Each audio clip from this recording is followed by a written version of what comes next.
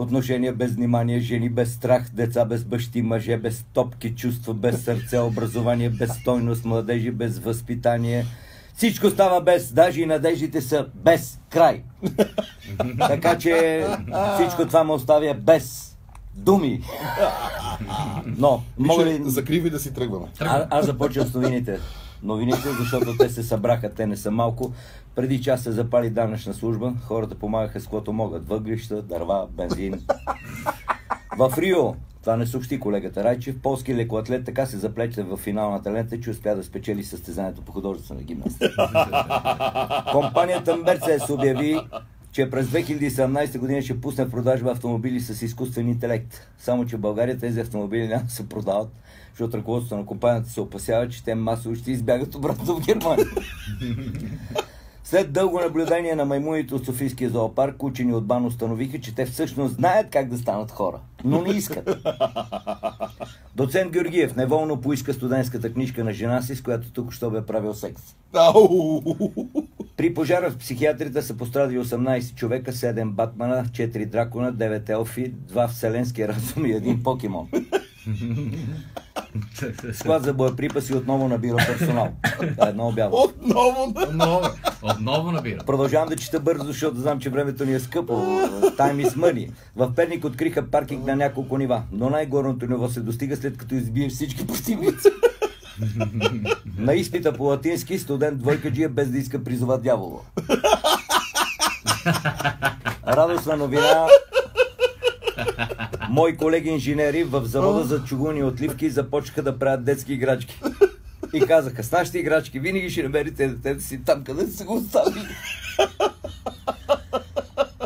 И много говорим за змееве. Ето още една новина. Триглавия змей Гошо можеше едновременно да прави секси и да наблюдава отстрани колко е добър. Теленор пуснаха нов план. Шизофрения. Говори за 0 стотинки на минута със себе си. И една новина за компютърния гений. Господин Дюзев, изобретател на бутона Snooze, се спомина. Погребението му ще се състои утре в 8:15. 8:30. През 5 минути ще се състои. Новина касаеща Миро, живееш в центъра. Ако в София видиш през прозореца на блока как крадат колата на съседа ти, бързо тичай долу, за да мога да паркираш на неговото място. Фейсбук е като комунизма. Можеш само да споделяш и да харесваш. Шкуба за това шапки долу. Още едно от Слънчев бряг. Чистачка в нощен клуб намери някаква таблетка. На сутринта целият град сияеше от чистота. Казва, че способността да прелита през стени и прозорци Дейвид Копърфилд усвоил в една кръчма в Перник. И нещо, което не казах на Миро преди да влезе в студиото. Опитният продавач на Дини с едно потупване по главата на синчето си можеше да разбере дали е готово за контрол на следващия. Накрая на новините глухонемия петел сутрин вибрира. Добро утро!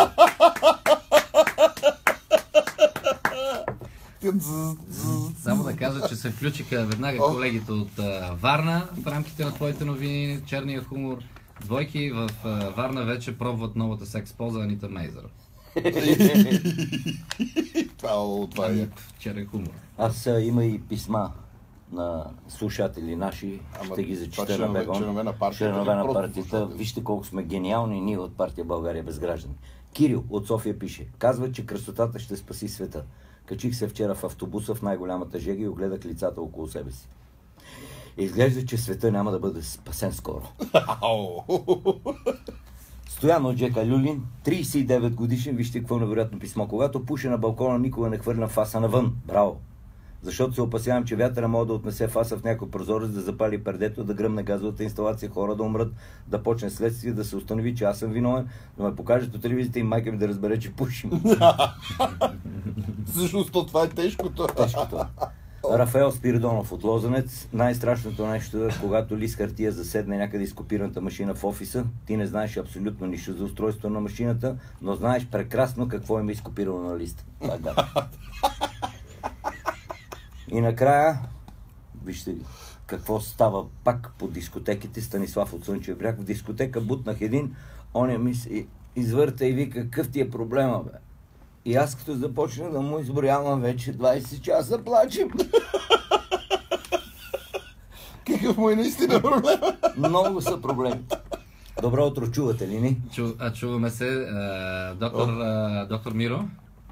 Не мога за грех, аз как доктор Миро след кумбата. В кадър сте, доктор Миро. Кадър сте. Да не си махам с тия работи. Не, но не махайте се. в един бар в Кюстендил се случи нещо. Един клиент каза една водка Собиецки.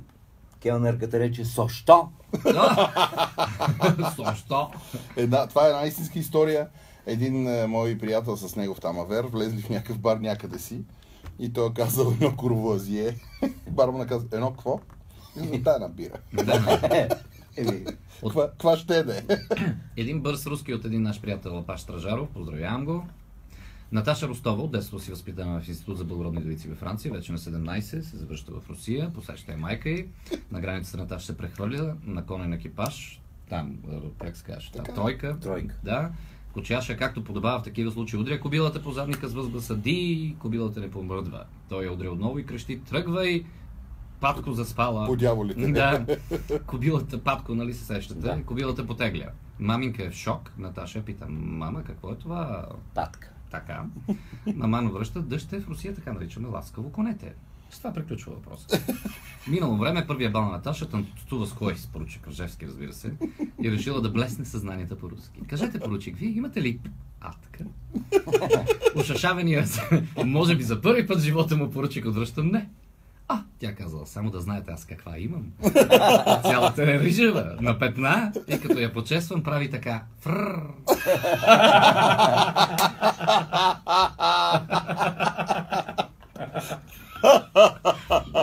Веднага по темата си идва един лятна вечер, слънчев бряг, английска туристка спира такси. Как ще каже английска туристка на Себър? Себър. Не сая. Ще рекал: "Как ти ги правиш тия работи, що ме спираш?" Таксиджията. Най-стария. А чули за един, дето влязъл в аптека и казал: "Имате ли презервативи за анален секс?" И тази казва: "Не." И в Европейския съюз искат да влизат.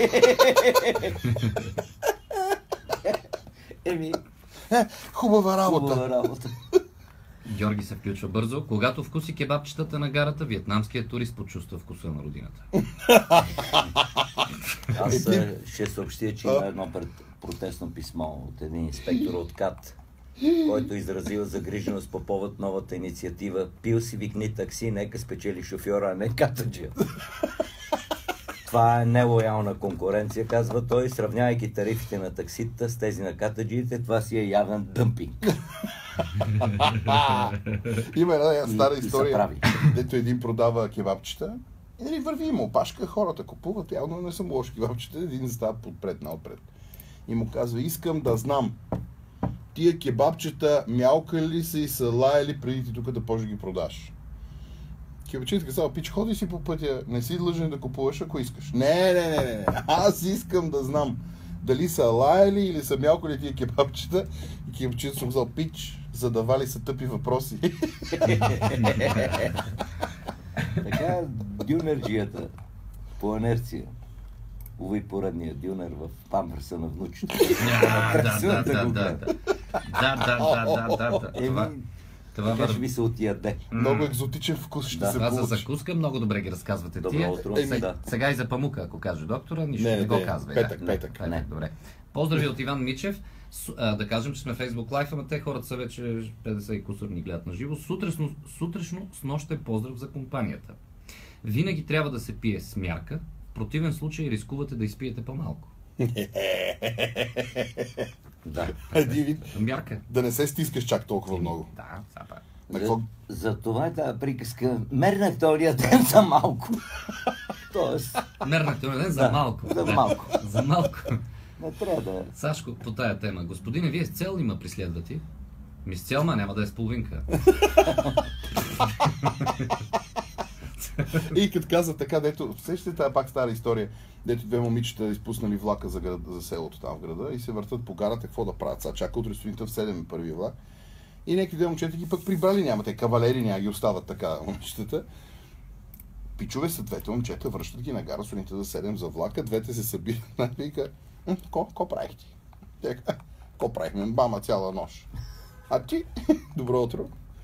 Мен ма кара да го лапа. Олимчи, що? Толкова сме и културата. Толкова сме и Аз културата. тук пак има един съвет, ако настъпиш кучешко едно, най-такъв начин да изглеждаш добре, нали, докато го чистиш и да правиш походката на Майкъл Джаксън. Тая лунната походка. С пърженето. Гледай как танцува това. Защо така такива следи остава? Нашия приятел Шайзе е решил да пише заглавия за жълтата преса, защото много лесно се получавали. И вчера беше написал пак по повод случая Анита Мейзер, заглавия в жълтата преса, Киро Скалата си прегриза гръгляна. Как става тази работа? Ужас, някакви много дълги зъби. Значи, първо си вади гръгляна. Първо го вади. Колумбийска вратовръзка си. Не забравяйте, че на 19 август играем табла в Самоков. В центъра на Самоков от 17 часа турнира за купата на пломари. Продължава и това е празник на града. Всички, които не успяха до сега, ги чакаме там. 19 август. Това е един от малките национални празници, защото на 19 е роден доктор Пелтеков. Така ли? Да. Че хубаво. Да. А като казваме рожден, извинявай, да ми е жива и здрава, днеска доктор Яна Христова, моя скъпа приятелка и роднина, има рожден ден, да ми е жива и здрава. Добре. Ползвам радиото за частни цели, защото така и така съм тук. Естествено. А сега да кажа, продавам 2 пластмасови кови. Да, кажи.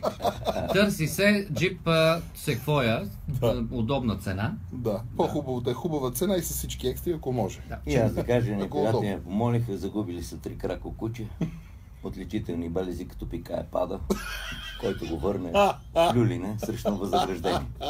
Още един приятел ме помоли да каже, че е загубено куче, кокер шуплук, шпаньол, излезнал вкъщи с пуловър и празно портмоне. Год седел, че в 6 била улицата. Дойде друга обява, намерено куче, кокер шуплук, без пуловър и без портмоне. Год седел, че в 8. Ушията го прибрал. Това е живот.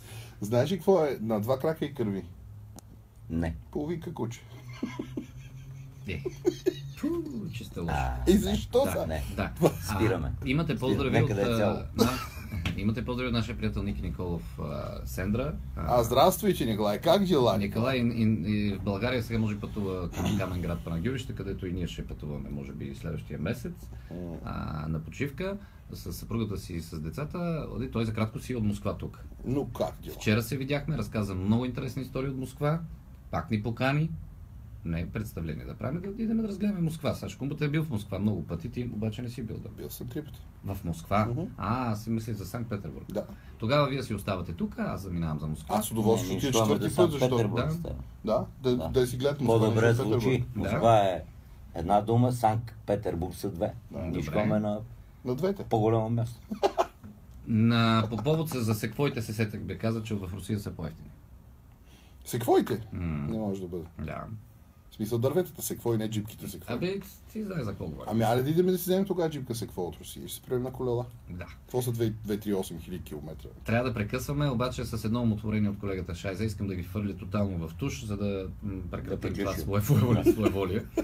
Не знам дали съм извратен, пише той, но винаги съм мечтал да присъствам в една вакуумирана стая с меката пицерия по стените, заедно с Лепа Брена, Илиан Михов Баровец, Джими Хендрикс, Дейвид Боуи, Бионсе, Сандра, Орфей, Марк Болтън, Лури и Тани Ленакс, Развигор Попов, Тончо Русов и Мария Илиева. И да разговаряме за музика. То да говориш за музика е малко като да се катериш на Мон Блан за мир. Ама за това не знам дали съм извратен. Вижте хората, какви мечти имат, бе, каква философия блика от тая мрежа. Да, аз някаква секвоя тук простаща. Да. Комшията ми вика, сънувах, че ловим риба и до мен е Бритни Спирс. Вика ми, фанах 5 кг шарон, а тя, на нея не и къв беше, брат.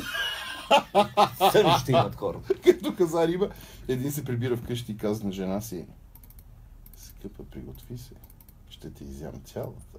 Тя му каза, имаме днеска скумрия алангле в доматен сос. Той каза, не, скъпа, ти не ме разбра. Тя му каза, не, ти не ме разбра. Защото за закуска, нали? Да.